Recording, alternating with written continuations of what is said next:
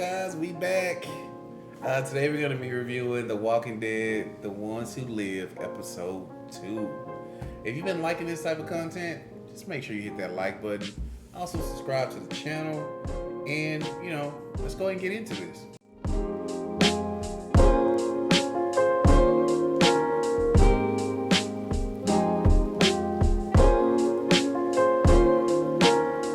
I thought the episode was actually really good.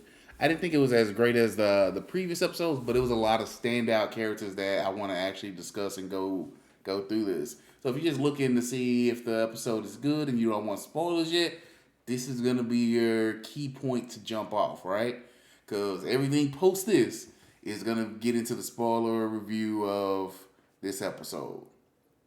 Okay. All right, cool. We're gonna go ahead and go forward. So the episode starts off with Michonne in front of the leader of the community that the little nomadic community that you see at the end of The Walking Dead. And the lady that's, I guess, the leader of the community, she's talking to Michonne just about, and just thanking Michonne for saving her sister, which her sister's name is Aiden, and her sister's boyfriend, which is Bailey, who's played by King Batch. If you ever watched Vine, you know who King Batch is, right? The lady's really interested in Michonne's, I guess, her skills and her ability, and kind of wants Michonne to go ahead and join the community.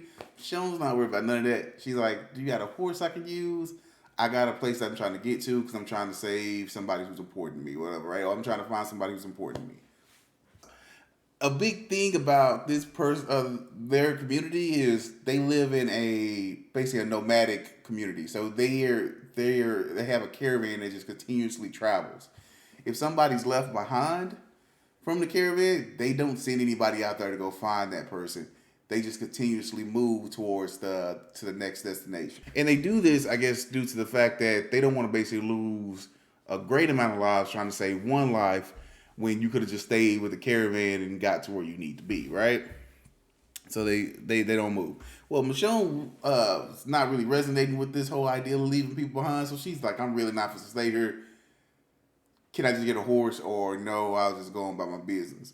Now, before that issue can really get resolved, whether or not Michonne's going to get a horse, we see Nat comes into the whole review room, and he storms to the front. Now, Nat is a little person, short in stature, but he's very smart and integral to this particular community. So he storms to the top and he's to the front, and he's like, "Hey, if we don't go back for them, I'm leaving. I can't believe this." And he's just going off, and he's just like, hey, and the lady's like, "Nat," before Nat could say, Nat done went off and basically said, "I don't care what's going on. I'm breaking away from this thing. I'm just gonna find my people." And he basically talks to his leader like he the leader, and you realize it's due to the fact that Nat's so smart and all the things he's basically bringing to as far as whatever as far as his inventions or whatever he's bringing to it is basically a big help to this community, right? Well, as he's kind of going out, because he's going off about Aiden and Bailey, who's actually right here that he walked right past, but didn't notice him because he was in such a rage. So he turns around and he's like, "Oh." And he runs, of course, and he hugs him, whatever. And he's like so excited that, of course, they're alive. And they basically, he was like, "I was gonna come get you," and they was like, "It's okay, Nat." Basically, Michonne saved us and brought us back to the thing. So Nat's introduced to Michonne, and Nat, who is not necessarily a person who gravitates to too many people, these are really his only two people that he really cares about. He sees Michonne as the person who saved that person. He decides to really kind of bring Michonne into. He decides that Michonne's going to be one of his people type thing, right? He's going to be one of the people I care about. Well, Michonne is like, I'm getting up out of here, right? So Matt's like, "Don't worry about it. We're going to get you whatever horse that you need. That way you'll be able to go to, of course, wherever you'll be able to go and find whoever you need to go find, right?" The next thing, it brings us to where Michonne and Nat are basically sitting on the back of the caravan. And Michonne's like, "Man, what the hell? You told me this. You told me it's gonna be an hour for them to get this horse ready so I can be up and gone, right?" So Nat was like, "Yeah, I told you an hour." But real talk, it ain't no rush for you to go run out there and die. Cause over here, if you go out there, it's just the season that you're in. It's a whole migration season for the walkers, which actually kind of gives us a little bit more intel on how the walkers work in regards to, I guess, just as in mass. They say, I guess, according to a certain part of the year, they'll actually migrate to, let's say, up north, but then they'll migrate back down south at a different part. So they on a migration pattern, and where Michonne is trying to get to is it's the walkers are basically blocking said path towards that thing. So going there will be theoretically suicide. So Nat's like, yeah, I can send you there to go, to what's name, but yeah, you'll probably end up dying anyway. When you can just kind of hang out, wait the night, and we can really gear you up the right way. That way you have a better chance. So next day they got it fully outfitted, right? They got it with the armor that you see in the previous episode. They also got it fitted out with these rockets that you can, I guess, shoot and explode, right? Which is pretty cool. And both of those things were invented by Nat. He also gives her a journal, just because she's constantly talking into her walkie, trying to, I guess, reach Alexandria, but she's not able to make contact just due to the range. So he was letting her know, hey, you can still talk to your kids. You'll basically give her a journal. He was like, you'll just be able to give it to him when of course, when you get back. Basically, let him know that you're still kind of thinking about him. So she was like, cool, that's nice, whatever. And he's still let her know that this is still a suicide mission. I don't know why you're doing this, but just being nice because basically because you're nice to our people, right? Well, Michonne goes to where the herd is because she needs to cross where the herd is to get to the area where she believes Rick is at. And she takes out the rockets and she shoots the rocket, and the rocket explodes, and you start to see that the walkers start to part, or start to go towards the actual explosion and kind of start to clear out a path. Well, so this is like, oh, okay, so we can use these what's names to basically just make us a way through, and that'll basically get us to the other side. Well, then you see a walker walking through on fire, and he somehow is wrapped with all these different gas cans, and and he and he's not close to her, but he's at the forefront of the herd that's there, and he explodes. And when he explodes, the head of a walker flies through it, hit Michonne, knocks her off a horse. Her horse dips. And I was like, boy, you can't win for losing with this point, right?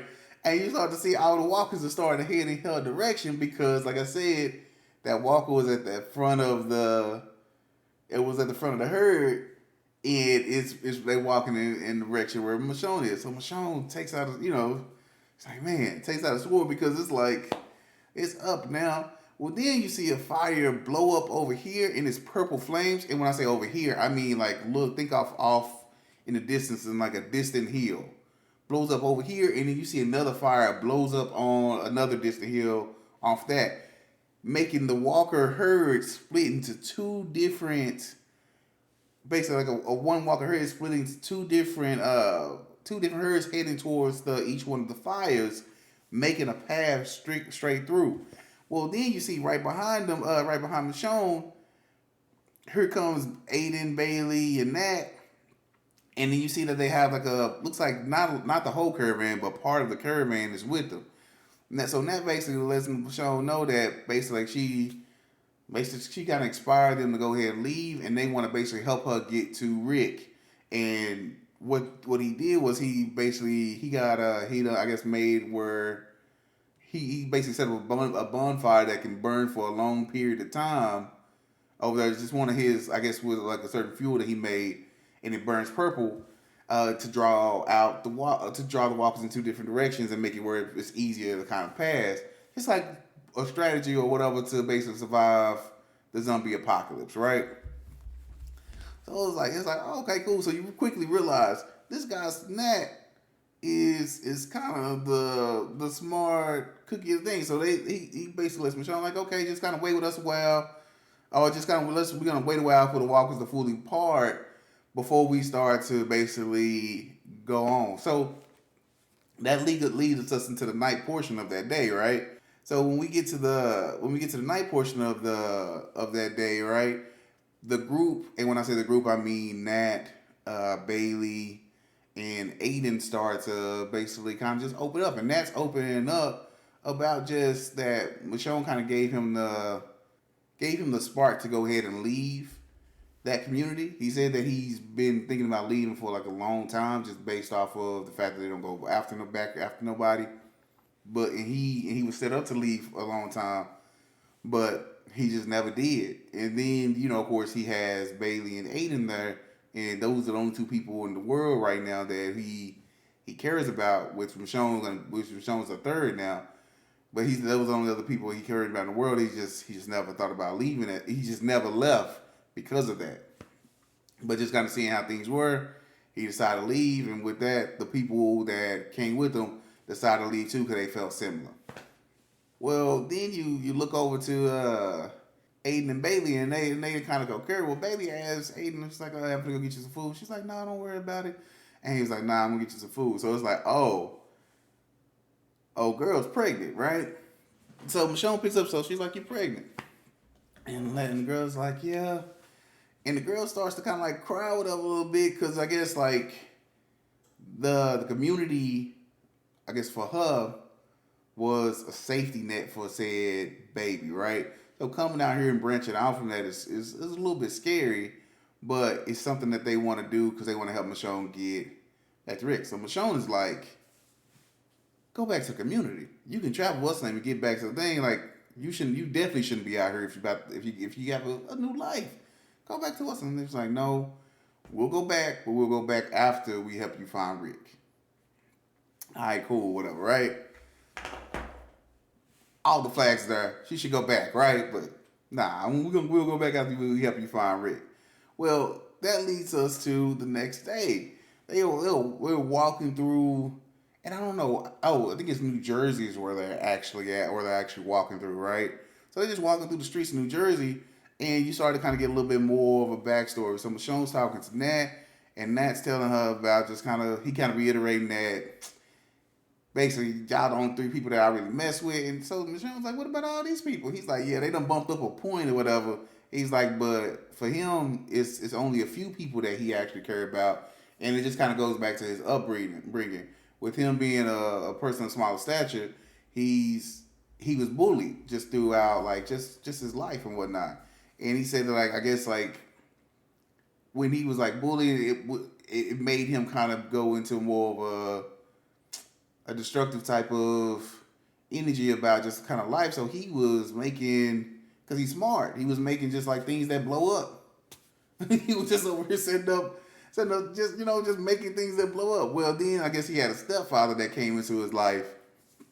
And that stepfather, instead of being evil stepdad, really made it where really basically gave him that extra support he needed in order to be like a better person. So he said he gave an example, like his stepdad was saying he was having trouble unloading the car, so Nat made him something to help him unload the car.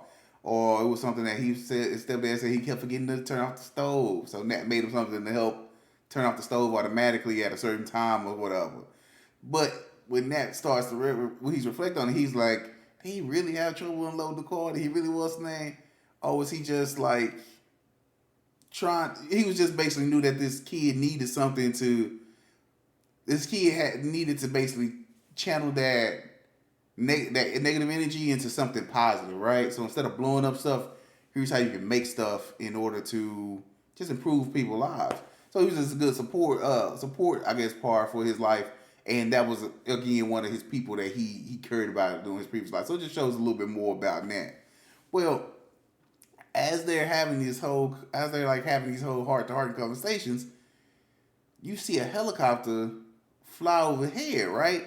And it's a CRM helicopter because wherever they are, I guess it's close to Philadelphia, or where it's getting close to Philadelphia, where it's like, boom, the CRM is actually near that location. And I was, because I watched this with my mother, right? And she made a very big point, which I didn't even realize until like after she said it. She said that she feels like the fires are what probably alerted them that the CRM, that people were close by. Nat had set two fires to basically split the herd. those fires were long lasting fires, and they were burning like bright purple, right? So the if the CRM is basically monitoring to the area around Philadelphia, these are the it's either Philadelphia, Pennsylvania. I don't remember exactly where they were, but these are they might be able to see said fires, thus sending out a helicopter, right? But anyway, the helicopter flies over New Jersey or wherever they're at, and it drops it drops like these it drops like green smoke everywhere, right? But you see that the green smoke is toxic, and everybody in Nat's new caravan starts, including Michonne, starts to not be able to breathe. So Michonne quickly grabs the girl, Aiden, the girl, right, the one that's pregnant, and she runs for the first basically building that she can get into, right? So she gets into this building, which you see that the building is kind of some kind of like department store because it has like a setup for like a bed and looks like other supplies or whatever, or something like that. So it probably was just like, I don't know, maybe like a home Walmart or something like that, right? But she goes in there and she's quickly followed by Aiden, not Aiden, but she's quickly followed by Bailey, which is Batch, and she's quickly followed by Nat.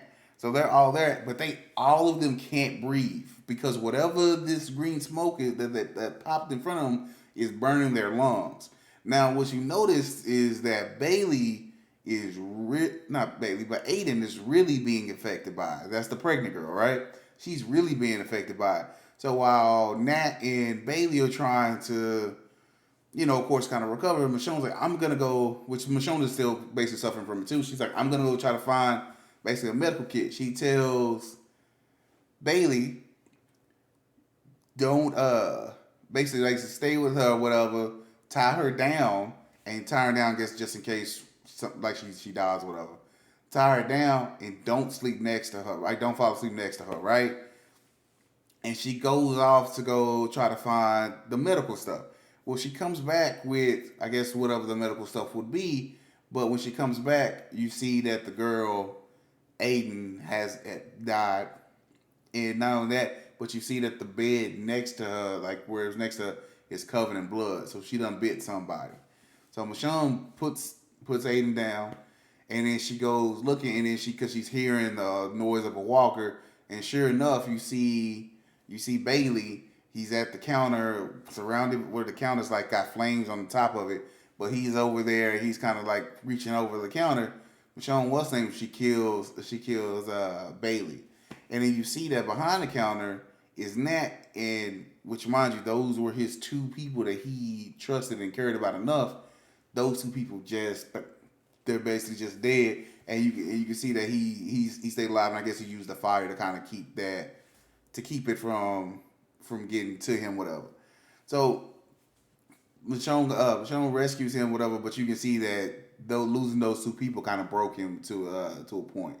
Now this is where the first time I watched it, I didn't realize how long they were here, but this is where I guess whenever the gas actually dropped in the smoke or whatever, it burned their lungs, right? So that being the smart ones basically let them know that if this burnt our lungs, it's gonna take a while for us to be able to recover from this if we even do recover. So you start to see like a montage, and a montage is a strong word because it's like it's clips, but it's showing like a passage of time, right?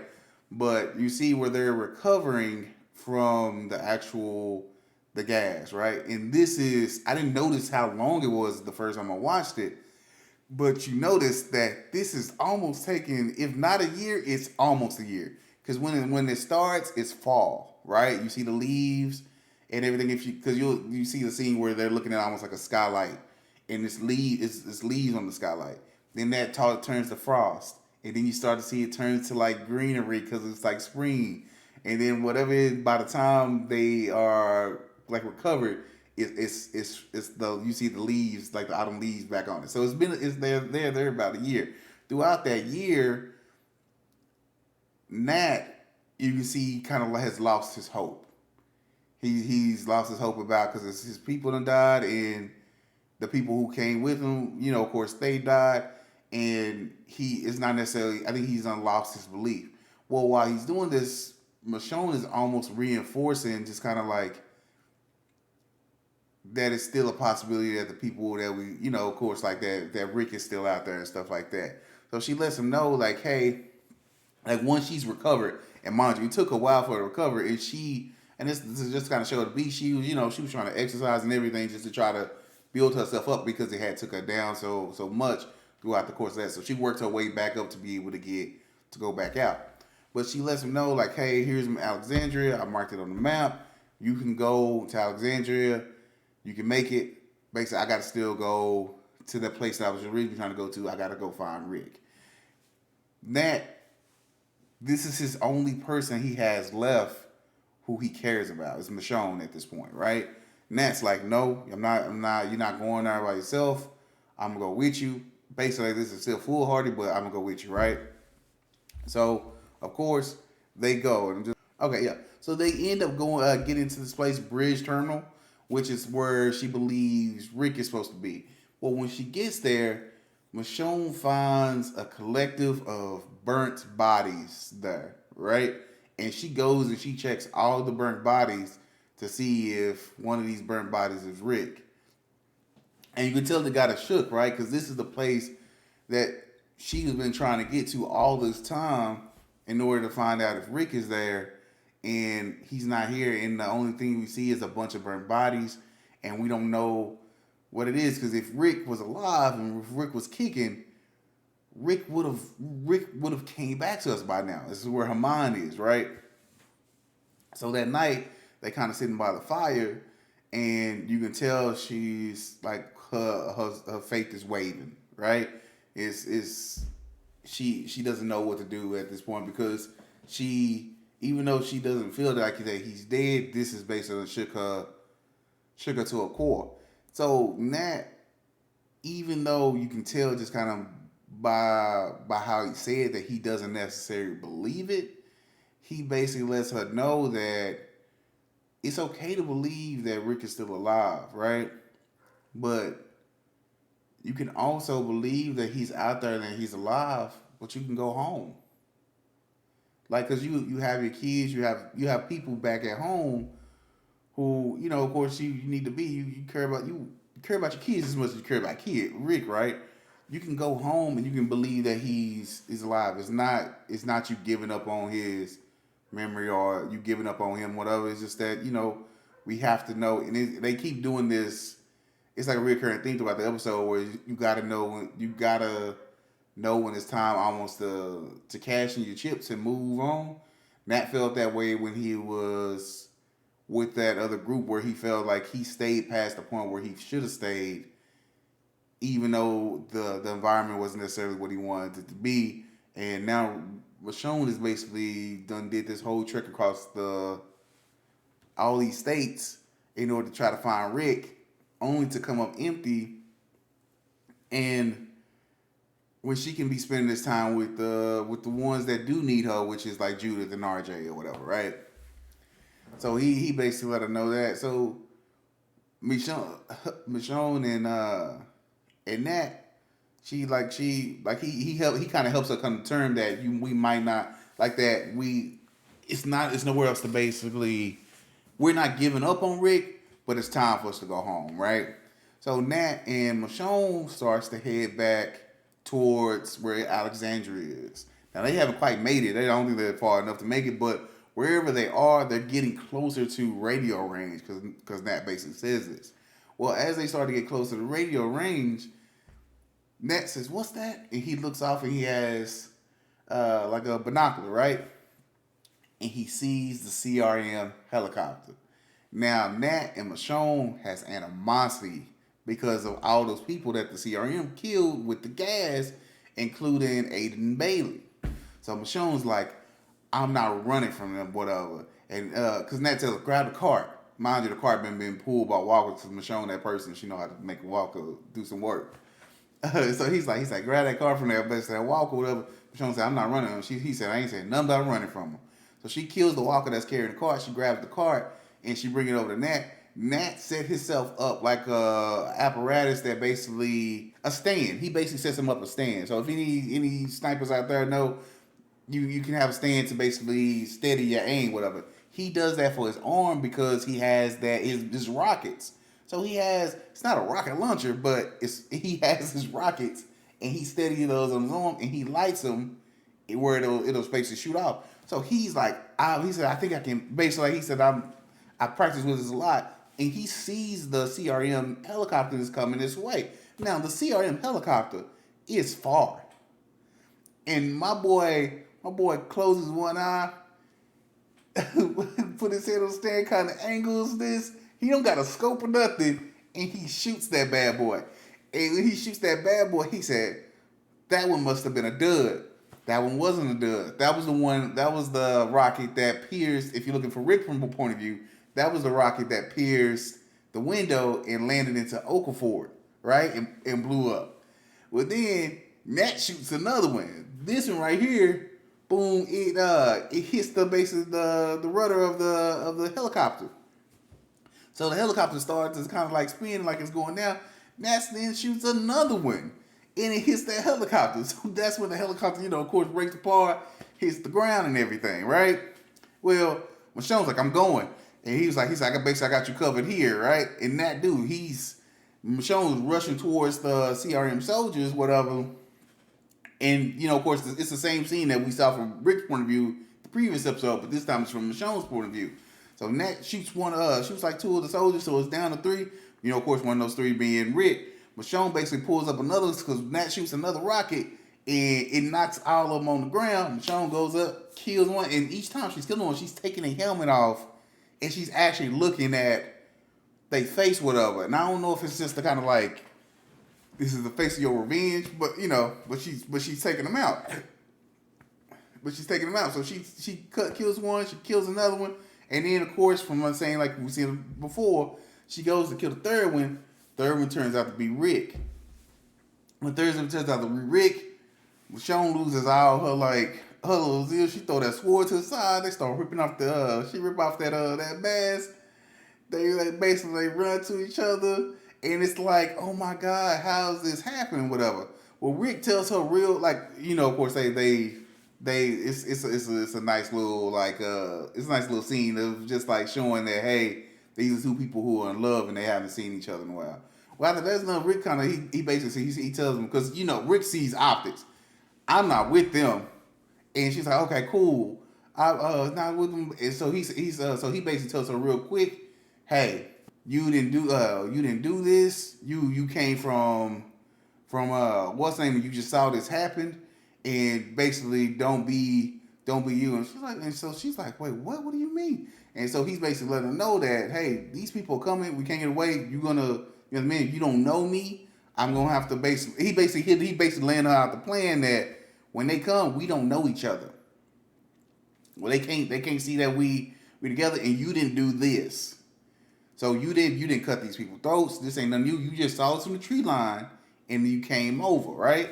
Basically letting them know that if these people find out that we are somehow connected, whatever, or even if they find out that you are who you are and you say anything about the previous where you come from or anything like that, if you ever try to leave or whatever, they're gonna come in what's name. So don't tell nobody about Alexandria. Don't tell people your real name because I done said your name before, type thing, right? Don't basically let people know that you have any type of what's name, and don't let nobody know that you're a strong person because of what they do to A's versus B's, right? So Michonne is looking like, what the hell is going on? But she's like, oh, like, okay, like, why can't we just, like, go? And he's like, nah. Basically, like, this is the plan. Because Rick, of course, coming from Rick's perspective, he done tried to run before. He done tried to do all this stuff, and he realized this is a different beast. And from Michonne's perspective, she's looking at Rick like, who are these people that got you kind of spooked? Well, then Nat comes running up, and Nat's like, is this him? And she's like, yeah. And then she's like, so he's not with them. So Nat's like, okay, so what the fuck is, as Nat basically kind of trying to find out what the hell is going on, from behind him, Nat gets shot. When I tell you my heart, because you got to understand, yo. You know how people got like that charisma, that like when you bring somebody into a show that, because you got your core in your show, right? And you got different people that come into a show who start to be like, oh snap, this person's cool. I like what they doing with his character. I want to see more from that.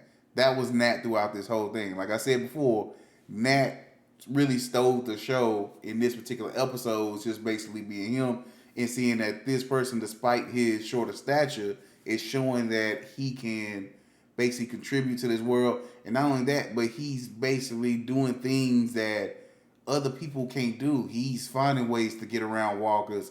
He's making projectiles that can basically help and protect people. He's basically an integral part of this world, and his care and his character is very genuine. And then we kill him, and it's an emotional hit. So when he gets shot, it's from one of the CRM people who, not the ones that Michonne cut the throats of, but the ones that were initially running towards him that Nat shot the rocket. They didn't die, right? So at least one of them didn't die, and he shot Nat. So Rick grabs the sword from the ground, runs over there and kill him real quick, while Michonne basically cradles uh while she cradles Nat like for doing his final thing, and Nat, because the whole thing is like the whole episode has kind of been about belief between, well, there's been a common theme between her and Nat, between Michonne and Nat.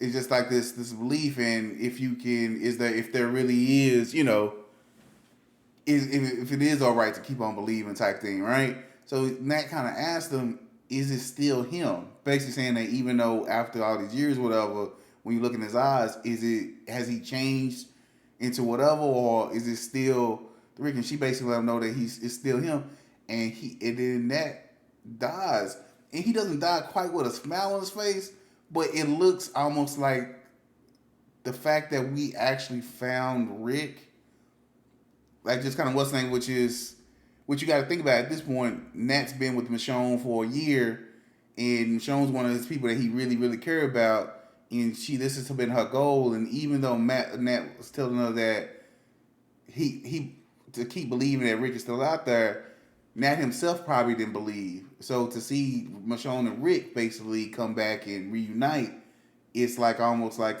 it's almost like just like a cherry on top, I guess, on his final moments. But anyway, Nat dies. So it was like, oh no, not Nat. So Rick is like, basically like, I'm sorry about your friend, but real quick, do you have anything on you? And I was like, dang, Rick leaves the room. But it's like, for Rick, it's like, I know that Bruce was important to you, but you don't understand these people are coming, and we got to make sure that nothing can lead them back to, can make them realize that you know me, or that will lead them back to our Judith, right? So he did like, do you have anything on you that'll basically tie you back to Judith, whatever? So she was like, yeah, I have my journal, I have a map or whatever, right? So he's like, all right, cool, give them to me. He's like, I'm gonna put this gun on you. And he's like, you said raise your hand, and he puts Michonne's sword in Nat's dead hand, right? And he was like, he had the sword when you came from the tree line basically to see what was going on. You saved us basically. I mean, you shot or I shot. I don't remember if he said he shot or she shot, basically. But basically, you didn't have anything to do with this, right? You wasn't a part of him. He was the one that did all this.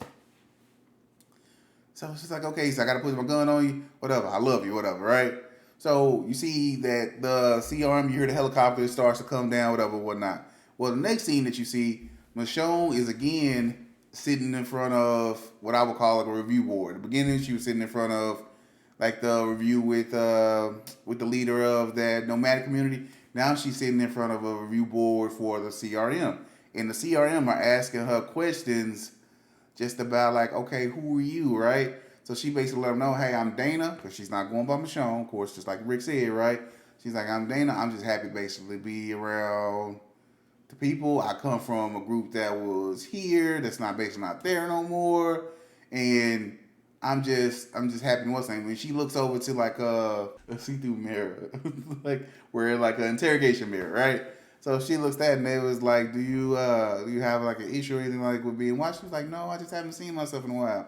but she's looking at wherever the interrogation person would necessarily be on the other side of that window. But they kind of go through the whole rigmarole and basically let them know once you're here, you can never leave. And she's like, that's basically like, that's fine. This is the type of place that I've been looking for. I ain't planning on leaving anywhere anyway, right? This is what I'm looking for. It's like, all right, cool. So then you see that she has the little CRM jacket. She's going on about her business, and then you see a soldier kind of walk up, and this is like after this. So she's like just walking around, whatever. I don't know where she's supposed to be going, but she's walking around wherever. But then you see a soldier come over and grab her arm and take her into like a little. They take her into like a little auto depot type thing, right? So away from everybody else, but where some trucks and stuff are. Then you see him say, "Oh yeah, it's Rick, right?"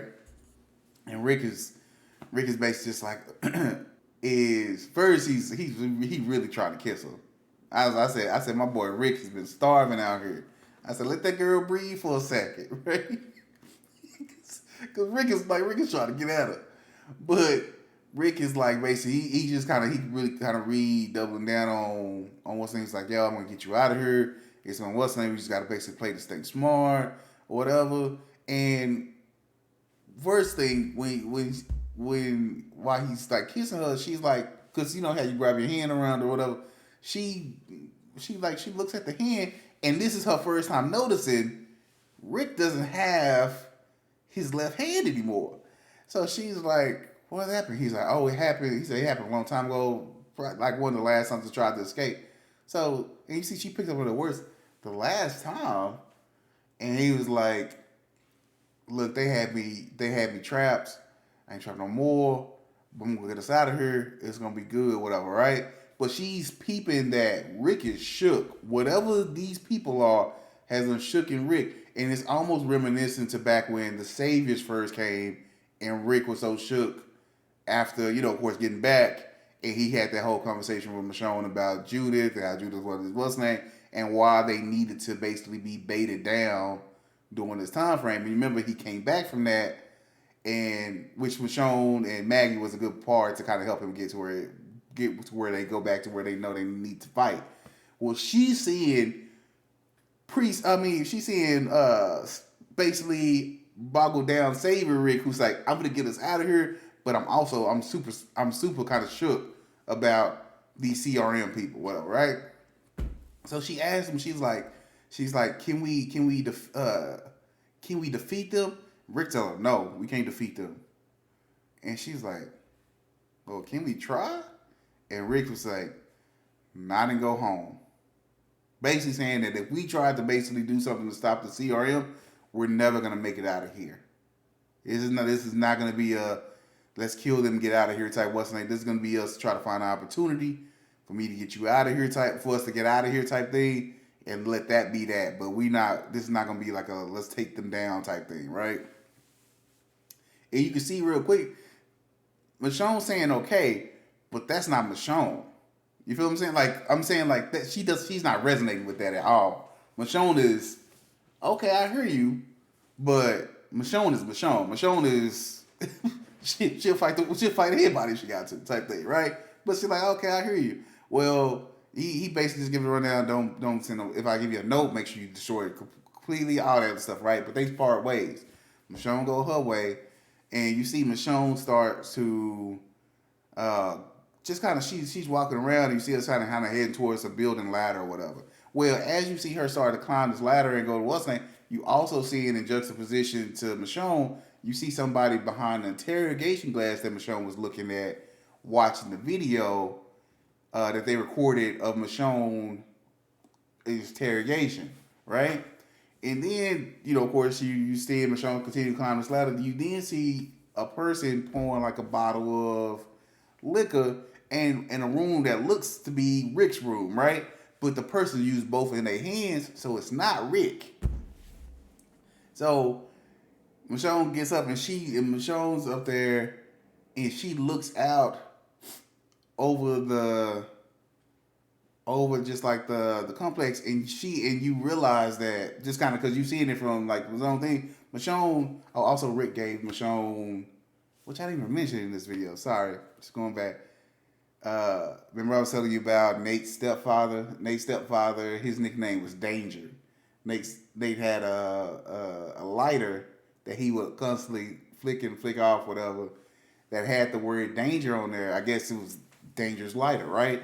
Well, when Rick meets Michonne back at the auto depot, he gives her back that lighter, and he was like, I'm really sorry that what happened to your friend. He gives us the lighter, I guess, as a memento, right, of Nate. Well, you see Michonne looking over the complex, and you see that the complex, like you're looking at it, it's an army. I mean, they got helicopters, they got army vehicles. You see soldiers. It's a whole army complex, and nothing against any of us in The Walking Dead, but we haven't fought a fully functioning army yet. We fought the Commonwealth. Okay, I'm sorry, I forgot the name of it. But we saw the Commonwealth. The Commonwealth had their own kind of like soldiers, but it didn't seem like it was an army, right? It seemed like they had army people, but if I say the Commonwealth was going against the CRM would blow them out the water because they have a full blown military, right? So she's looking at the military base, but she's also flicking this, or playing with this lighter in her hand that has danger on it, showing that, and you can see in her face, Michonne is looking, because she's got the people that she cared about, or she's been caring about for this last year or so, whatever, or Nate, and then Aiden, Bailey, and all, and then the other people that went with her, they all died because of these people. And she's looking at, she's gonna have to take this down. That's how she looks. Well, that scene ends, and you think that's the end of the episode. No, they got one more scene. You see who the person is that's in Rick's office, and it's Jadis, right? So you see Rick open up his door, and then you see him stop. He get big eyed because he sees Jadis there, and she's like, "Hey Rick, sorry to basically break into your room, whatever, anything like that. I'm just here on an investigation. She found you."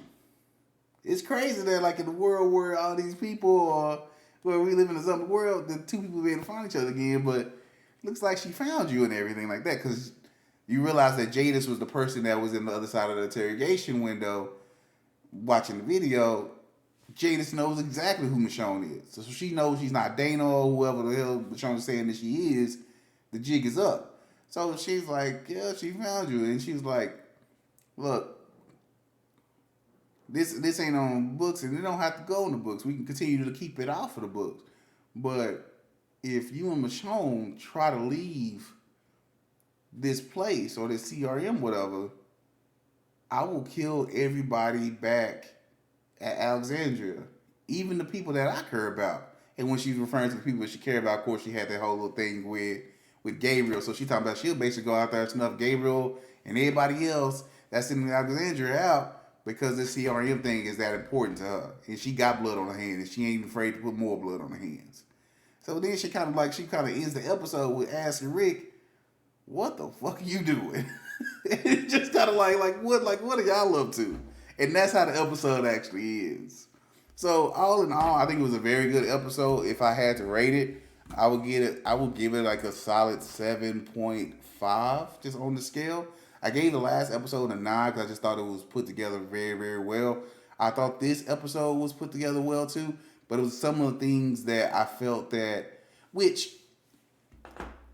I get it, if we're going to do this as a limited series and we're just doing these episodes to kind of find out things, we really don't have, I guess, the time to focus on too many characters by this, but I feel like you brought in a very dynamic character in Nate, or Nat, in this particular episode, and I feel like he died too soon. Now, that's just my personal thing, but I guess it also gives you, I guess that's also a testament to the writing, or even a testament to the actor, that they can bring you in and make you kind of care about a person, and then kill them all in one episode and make you feel like you've lost something that should have been moving forward, which was, I would say, was a testament to just kind of how the earlier seasons of The Walking Dead made you feel, which is like you had this person, and even though you had this whole arc thought out for this person, they could have died in something random, and now that person's gone, and you felt that loss. So you felt that with Nate. So maybe an 8. Maybe I bump it up for that, right? Because I'm looking at it as a negative, but it can be confused as positive to say that, hey, we showed a pretty good story arc for this one particular person.